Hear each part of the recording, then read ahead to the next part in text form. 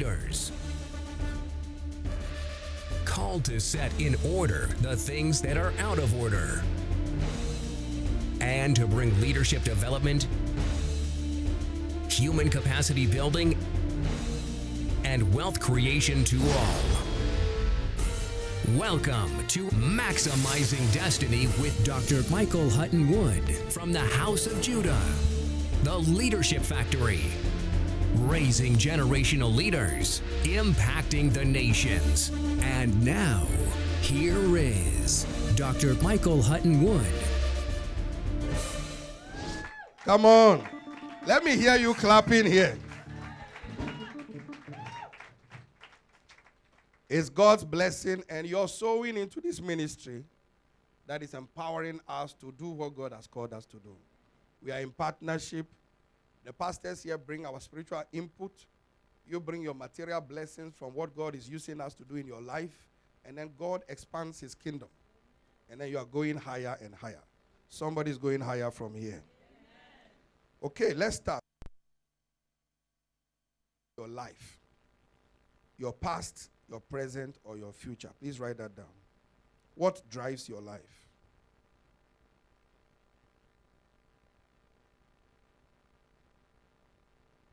What drives your life? Ask your neighbor, what drives your life? Philippians chapter 3, verse 13. Can you put that on the screen, please? Philippians 3:13. Brethren, I count not myself to have apprehended. That word apprehended is arrived or obtained. This is Paul who wrote the 2 thirds of the New Testament. He says, I count not myself to have arrived or to have apprehended. But this one thing I do. Somebody say one thing. Somebody say one thing. This one thing I do, forgetting those things which are behind and reaching forth. Another translation says pressing towards.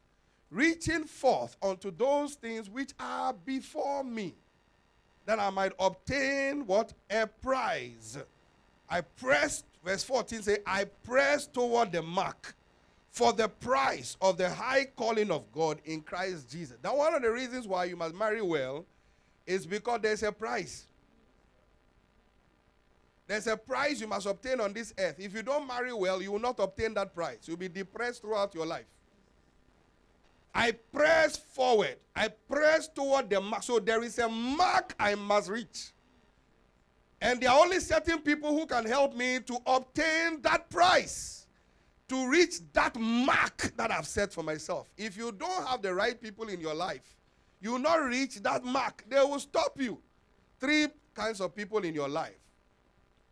Those who make you go up, those who keep you on the same level, and those who take you down. 3 kinds of people in your life. I press toward the mark. But first of all, before I press toward the mark, watch this.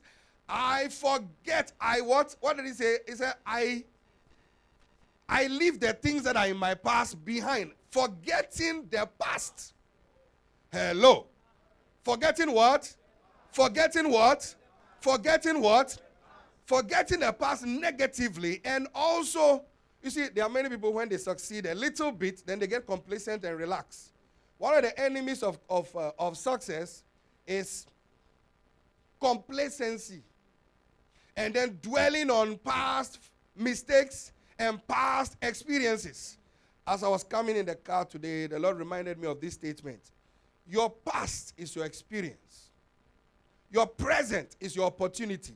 And your future is your friend. Write it down. Your past is your experience. It's something you have been through. It's your experience. Your present is your opportunity to start again. And your future is your friend to embrace, to make maximum use of opportunities that come before you to create your future.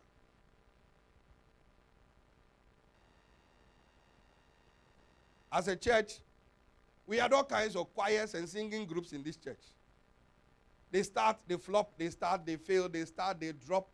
Never once have I heard them in the history of this church, the choir sing the way these people are singing. Because those who were before were not prepared to sacrifice and pay the price that these ones are paying. Some people here left the choir because they said they should wear uniform. What kind of madness is that? I hope they are in this. They have changed. Some of them are still here. They have changed by now. You can't build a ministry with rascals like that. When you go to work, when you go to certain workplaces, you wear uniform. So when you come to church, they say, this group are wearing this uniform. You say, because they say, well, I want to come and display my dress. Who is looking at you? So any of you thinking of joining the choir, this is a serious place. Any department, these people work very hard. My technical folk, this girl, let's clap for this girl here. Clap for her, that girl there, that girl there. Working all these PowerPoint presentations, she took Friday off, the whole day off. Just to come in to make sure the anniversary and everything that has to do with things that show up there is correct. Sacrifice. Sacrifice. You can't build anything lasting if you don't put your you see, success, I'm going to say it, then you write it down. Success requires lasting success. Lasting success requires all you are and all you have. All you are and all you have. All you are and all you have. You want to succeed in business, it will require all you are and all you have. You want to succeed in marriage, use all you have and all you what? You are. Look at what Mr. Morrison said to Mrs. Morrison today in the drama presentation. I married you. It's not the things I'm looking for. Those are bonus, but you matter. All you are and all you have. Sacrifice. Judah praise singers, remind me to pray for you. God told me to anoint you with oil for preservation, so you don't faint somewhere along the line. So nothing, you can start well, but finishing well is another. So I like the way you are doing a bit and looking into your eyes and others. Thank you, thank you. December, I want to see the same zeal. December. Just December, not next year. December. We want to see the same zeal. Same zeal.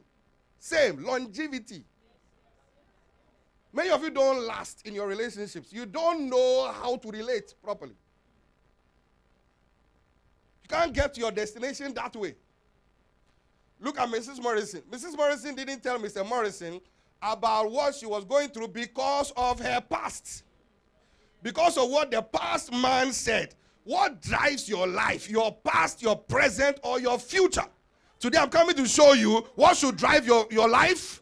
What should drive your life? Your future. Come and say future. Say it my way, my nationality way. Future. That sounds better. Future. My twin brother said, I don't like the word love. I don't like to say I love it. I like love. I love you. That's intensity. Love. Future. He said, forgetting the past, I press on. See, what drives me is my future. I come to church, there's one person, I preach. There's 1,000, I still preach the same way. Same way. What is driving me? My assignment. My future. Somebody's assignment will become an obsession from today.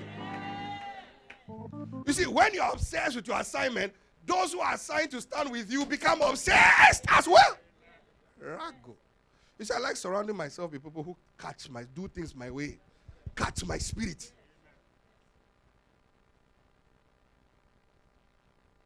Ask your neighbor, what drives your life?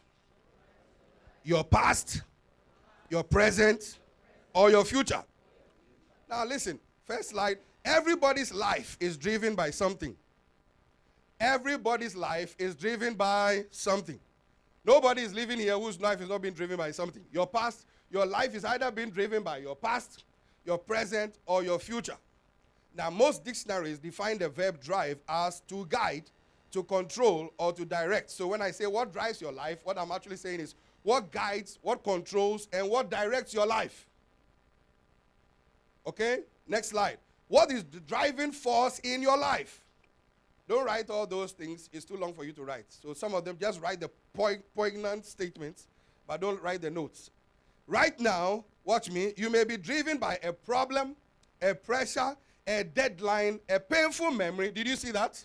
Mrs. Morrison was driven by what? The painful memory of what she mentioned to the previous gentleman. What did Mr. Morrison say? I am not him. Look at your neighbor and say, I am not him.